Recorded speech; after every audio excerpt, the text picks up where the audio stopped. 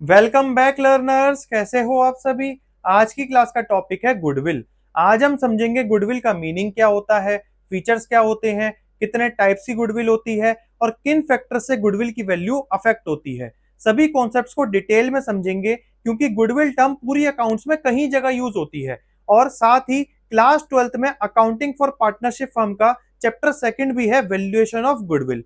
तो इसलिए वीडियो को एंड तक जरूर देखेगा ताकि आपको गुडविल के थ्योरेटिकल कॉन्सेप्ट्स अच्छे से क्लियर हो जाएं। तो शुरू करते हैं आज की क्लास और सबसे पहले समझते हैं गुडविल क्या होती है। Goodwill is the value of the reputation of a firm which enables it to earn higher profits. एक फर्म की रेपुटेशन जो उन्होंने अच्छी क्वालिटी के प्रोडक्ट्स और सर्विसेज प्रोवाइड करके अपने कस्टमर्स को जनरेट करी है ताकि कस्टमर्स बार बार उस कंपनी के प्रोडक्ट्स को ही परचेज करते रहें। तो उस रेपुटेशन को, उस ब्रांड वैल्यू को हम कहते हैं गुडविल। और गुडविल हेल्प करती है किसी भी फर्म को ज्यादा प्रॉफिट अर्न करने में। कैसे? जिस कंपनी के प्रोडक्ट्स अच्छी क्वालिटी के होंगे तो ऑब्वियसली लोग उन्हें परचेज करना ज्यादा प्रेफर करेंगे, तो सेल इंक्रीज होगी। और जब कंपनी को पता है हमारे प्रोडक्ट्स अच्छी क्वालिटी के हैं और लोग उन्हें प्रेफर भी कर रहे हैं तो वो लोगों से ज्यादा प्राइस भी चार्ज कर सकती है। तो इस तरह से गुडविल एक ऐसी एसेट बन जाती है जो एक फर्म को ज्यादा प्रॉफिट अर्न करने में मदद करती है। एक एग्जाम्पल के थ्रू समझेंगे। आपको लड्डू खाने का मन हुआ तो मोतीचूर के जो लड्डू लोकल स्वीट सेलर 250-300 रुपए किलो के रेट के हिसाब से बेचता है, वही लड्डू हल्दीराम में 600-650 रुपए किलो के रेट के हिसाब से बिकते हैं। अब ये डिफरेंस क्यों है? हल्दीराम सोना लगा के तो नहीं बेच रहा लड्डुओं में, लेकिन हल्दीराम ने साल दर साल अच्छी क्वालिटी प्रोवाइड करके लोगों के मन में एक रेपुटेशन क्रिएट कर दी है कि हमारा टेस्ट अच्छा है। और अगर आप किसी को गिफ्ट भी करते हो, किसी घर पे ले जाते भी हो, तो अच्छा भी लगता है सामने वाले को कि अच्छे शॉप से खरीद के लाए हैं सामान।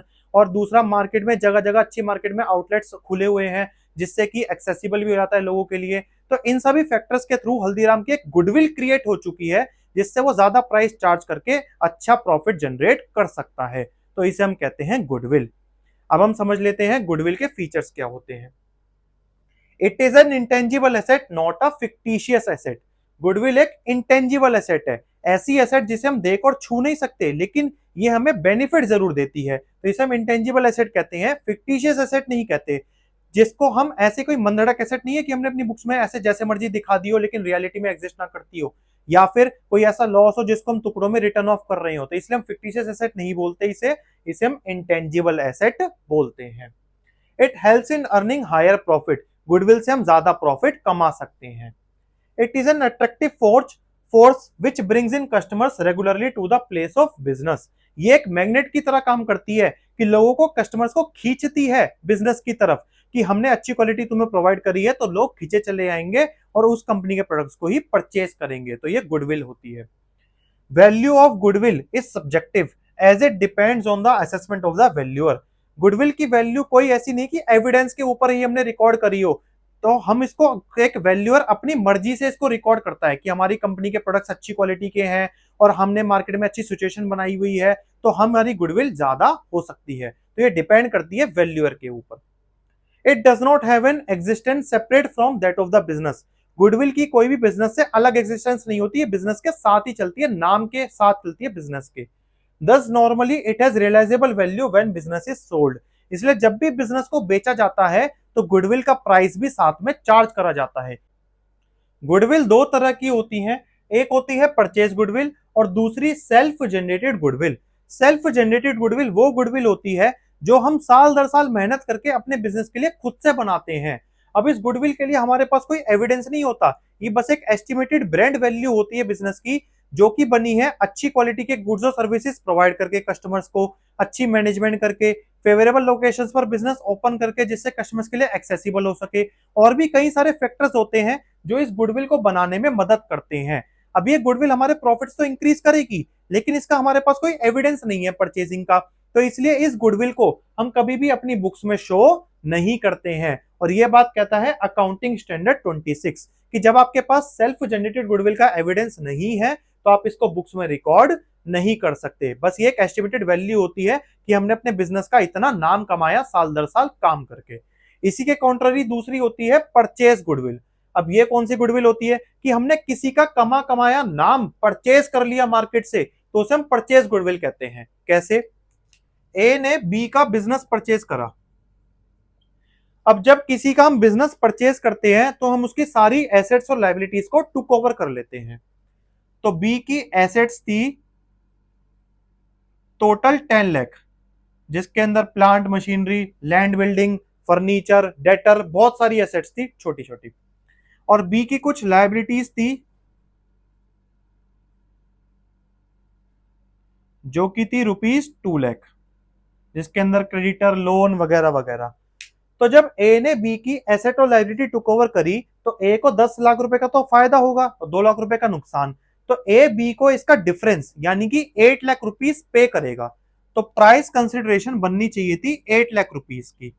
बट बी ने ए को कहा कि मैंने इतने साल काम करा, तो बी ने इतने साल काम करके अपनी खुद की कुछ गुडविल तो कमाई होगी ना, तो उस गुडविल से बी को कुछ फायदा भी तो होना चाहिए।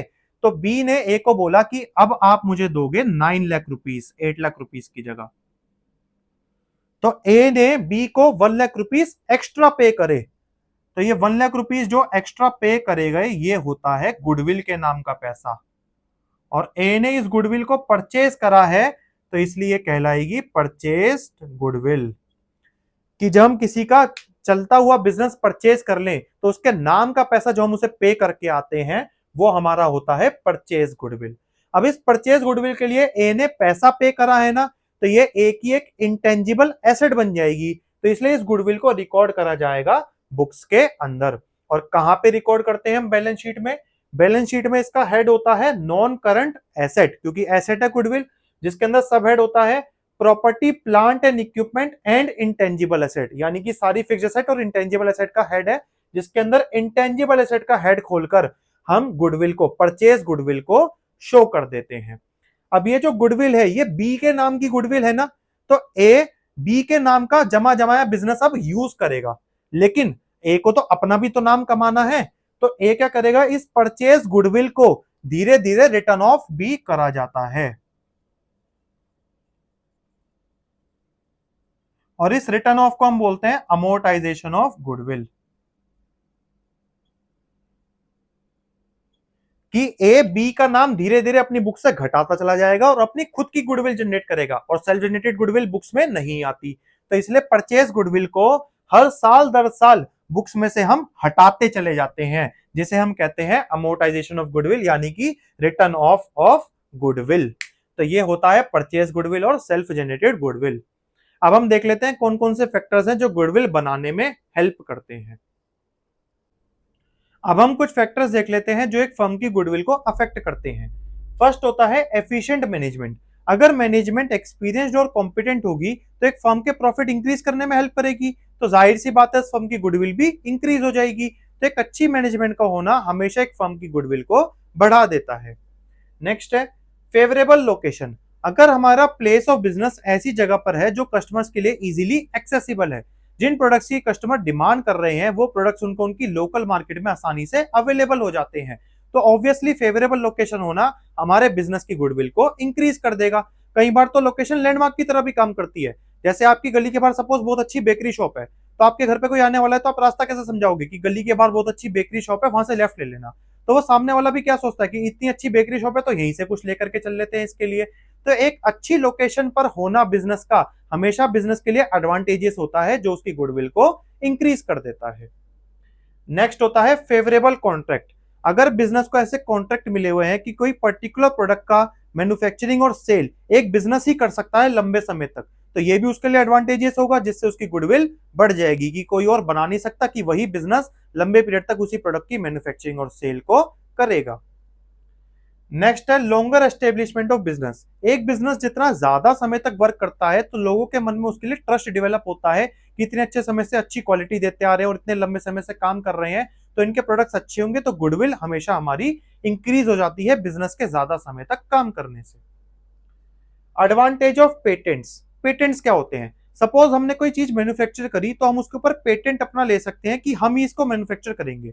तो पेटेंट लेने से हमारे पास एक एडवांटेज हो जाता है कि ये हमारी कोई न्यू डिस्कवरी हो सकती है, या हमने ही हो सकता है कि हम ही उस चीज को बना रहे हो, तो ऐसे हमारी फर्म की गुडविल हमेशा इंक्रीज ही होती है। तो पेटेंट्स का हमें बहुत ज्यादा एडवांटेज मिलता है। Access to supplies. सपोज कोई ऐसी सप्लाई है जो मार्केट में इजीली अवेलेबल नहीं हो पाती, लेकिन हमारी फर्म उसको अवेलेबल करवा रही है बहुत आसानी से, तो ऐसी सप्लाईज देना कस्टमर को हमेशा हमारी गुडविल को इंक्रीज कर देगा। नेक्स्ट होता है क्वालिटी। ऑब्वियसली जितनी अच्छी क्वालिटी हम देंगे उतनी ही अच्छी हमारी फर्म की गुडविल बनेगी, और जितनी खराब क्वालिटी होगी फर्म की गुडविल उतनी ही खराब होती चली जाएगी। नेक्स्ट होता है नेचर ऑफ बिजनेस और मार्केट सिचुएशन। मार्केट सिचुएशन मतलब कि जिन प्रोडक्ट्स की मार्केट में डिमांड चल रही है करंटली, हम उन्हीं प्रोडक्ट्स को कस्टमर तक अगर आसानी से अवेलेबल करवा रहे हैं तो ऑब्वियसली हमारे फर्म की गुडविल बढ़ेगी कि डिमांड जिस प्रोडक्ट की है तो उसी प्रोडक्ट को आसानी से अवेलेबल करवा दो, तो इससे गुडविल फर्म की इंक्रीज हो जाती है। नेक्स्ट होता है रिस्क एसोसिएटेड विद बिजनेस। अगर हमारे बिजनेस में रिस्क ज्यादा है तो जितना ज्यादा रिस्क होगा गुडविल उतनी ही कम हो जाएगी, और जितना कम रिस्क होगा हमारे बिजनेस में गुडविल उतनी ही बढ़ेगी। रिस्क हमेशा इनवर्सली प्रोपोर्शनल होता है गुडविल के। नेक्स्ट होता है पास्ट परफॉर्मेंसेस। हमने पास्ट में कैसी परफॉर्मेंस करी है, अगर हम पीछे से अच्छी क्वालिटी देते आ रहे हैं, अच्छा प्रॉफिट कमाते आ रहे हैं, तो हमारे फर्म की गुडविल आगे बढ़ेगी। और अगर पीछे हमारी फर्म में लॉसेज हो रहे हैं, अच्छी क्वालिटी नहीं दे रहे हैं, अच्छे से काम नहीं कर रहे हैं, तो हमारे फर्म की गुडविल डिक्रीज होगी। लास्ट में अदर फैक्टर, और भी कुछ फैक्टर होते हैं जैसे कि आफ्टर सेल सर्विस। अच्छी क्वालिटी देना ही और अच्छी सिर्फ सेल करना ही इनफ नहीं होता है, सेल के बाद भी सर्विसेज देना कि कस्टमर्स को कुछ प्रॉब्लम आ गई है तो उसका सॉल्यूशन जल्द से जल्द करना, ये कस्टमर सपोर्ट भी बहुत ज्यादा जरूरी होता है जो एक फर्म की गुडविल को बढ़ाता है। गुड कस्टमर रिलेशन, कस्टमर से हमेशा अच्छे रिलेशन बना के रखने चाहिए ताकि एक फर्म की गुडविल इंक्रीज हो सके।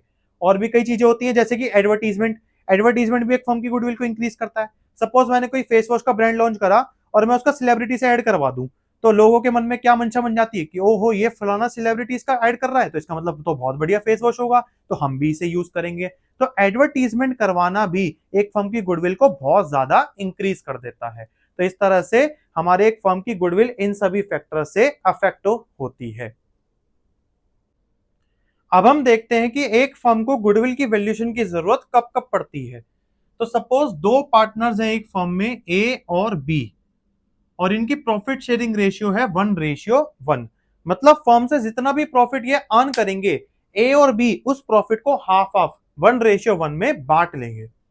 तो when there is a change in profit sharing ratio of the partners, अगर ये दोनों पार्टनर सोचे कि हमें अपनी प्रॉफिट शेयरिंग रेशियो चेंज करनी है कि 1:1 की जगह ये होनी चाहिए 3:2, अब इन्होंने मिलकर जितनी भी गुडविल अपनी फर्म की जनरेट करी होगी उस गुडविल में भी ए और बी का शेयर 1:1 ही होगा ना, लेकिन आज से ए का शेयर तो 3 बन जाएगा और बी का शेयर 2 बन जाएगा। तो इस टाइम पर ये अपनी गुडविल कैलकुलेट करके देखेंगे कि एक पार्टनर ने दूसरे पार्टनर के लिए कितना पोर्शन अपनी गुडविल का सेक्रीफाइस कर दिया। तो इसलिए जब भी प्रॉफिट शेयरिंग रेशियो चेंज होगी पार्टनर्स की तो हमेशा गुडविल कैलकुलेट करी जाती है। नेक्स्ट होता है when a new partner is admitted. A और बी पहले से पार्टनर थे फर्म में, अब उन्होंने सोचा कि हम एक और पार्टनर ऐड कर लेते हैं सी। तो जब ए बी सी तीन पार्टनर हो जाएंगे एक फर्म में तो आज से गुडविल के 3 हिस्से हुआ करेंगे और पहले से 2 हिस्से थे। तो इस टाइम पर भी वो गुडविल कैलकुलेट करके देखेंगे कि ए और बी ने कितना पोर्शन अपनी गुडविल का सेक्रीफाइस करा है सी के लिए। नेक्स्ट होता है व्हेन अ पार्टनर रिटायर्स और डाइज। अब 3 पार्टनर है ए बी सी, कोई एक पार्टनर चाहे कि मैं फर्म से रिटायर अलग हो रहा हूं या फिर कोई पार्टनर मर गया, तो उस केस में भी क्या होगा, अब जो पार्टनर बचे हैं आगे से गुडविल का पोर्शन तो वो दोनों बांटेंगे। तो इस टाइम पर भी गुडविल कैलकुलेट करके देखेंगे कि जो पार्टनर चला गया फर्म से उसका शेयर कितना था गुडविल के अंदर। नेक्स्ट होता है when a firm is sold as going concern. अगर हम अपनी फर्म को बेचने जा रहे हैं, ये अभी हमने एग्जांपल में भी देखा था कि जब भी हम अपनी फर्म को बेचते हैं तो हम अपनी गुडविल की एक वैल्यू लगाते हैं और वो हम कस्टमर से थोड़ा एक्स्ट्रा चार्ज कर लेते हैं अपनी गुडविल के नाम पर। तो जब भी हम बिजनेस को अपने बेचेंगे तो गुडविल को कैलकुलेट करा जाएगा। नेक्स्ट होता है व्हेन टू और मोर फर्म्स अमलगमेट। अमलगमेशन का मतलब होता है कि दो या दो से ज्यादा फर्म एक साथ में मिल गई बिजनेस करने के लिए। तो जब वो दोनों तीनों फर्म्स अलग अलग काम कर रही थी, सपोज एक फर्म एक्स थी, एक वाई और एक जेड, तो जब ये तीनों फर्म अलग अलग काम कर रही थी तो एक्स की कुछ अपनी गुडविल होगी, वाई की कुछ अपनी पर्सनल होगी गुडविल जितनी उसने कमाई है, जेड की भी कुछ अपनी गुडविल होगी। लेकिन आज से जब एक्स वाई जेड तीनों मिलकर के अमलगमेशन में साथ मिलकर काम करेंगे तो अब इनकी एक नई गुडविल जनरेट होगी, तो इसलिए इनकी पुरानी गुडविल का भी ट्रीटमेंट करा जाता है। तो अमलगमेशन के टाइम पर भी गुडविल कैलकुलेट होगी। लास्ट होता है when a partnership firm is converted into a company. अगर हम अपनी पार्टनरशिप फर्म को एक लिस्टेड कंपनी में कन्वर्ट करने जा रहे हैं तो उस टाइम पर भी गुडविल की कैलकुलेशन करी जाती है। तो ये सारी केसेस होते हैं जब हम गुडविल को कैलकुलेट करते हैं। तो आज हमने पढ़ा गुडविल क्या होती है। आई होप अब आपको गुडविल से रिलेटेड थ्योरेटिकल कॉन्सेप्ट्स अच्छे से क्लियर हो गए होंगे और गुडविल का मीनिंग अच्छे से समझ आ गया होगा। नेक्स्ट क्लासेस में अब हम वैल्यूएशन ऑफ गुडविल के प्रैक्टिकल क्वेश्चंस भी ट्राई करेंगे और आने वाली क्लासेस में ऐसे ही टॉपिक्स को डिटेल में समझते रहेंगे। तो जुड़े रहिएगा चैनल के साथ आगे की वीडियोस के लिए।